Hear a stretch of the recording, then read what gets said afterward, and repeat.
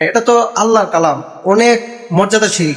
কোরআনের উপরে এই দুনিয়াতে কোনো কিছু নাই। এ দুনিয়া ধ্বংস হবে কিন্তু কোরআন ধ্বংস হবে না।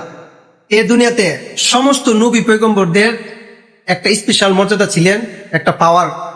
কিন্তু এই মর্যাদাগুলি জীবদ্দশায় ব্যবহার করতে পারছেন, কিন্তু মৃত্যুর পর এই মর্যাদাগুলি দুনিয়াতে রেখে যায়নি।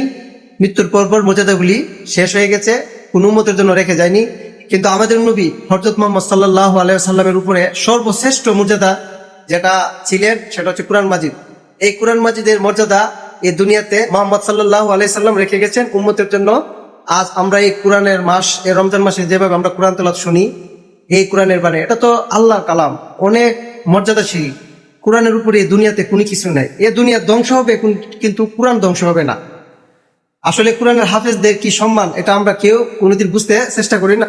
এই কোরআন এমন সম্মানের জিনিস, আপনি যদি একবার ছুঁয়ে দেখেন আপনার সম্মান দ্বিগুণ বেড়ে যাবে। আপনি ডাক্তার হন, ইঞ্জিনিয়ার হন, যে কোনো কিছু হন, কিন্তু আপনি কোরআনকে আগে রেখে আপনি পথ চলবেন, দেখবেন আপনার সবকিছু একবারে আল্লাহর কাছে দাম পাবে, দুনিয়া তো আপনার সম্মান থাকবে।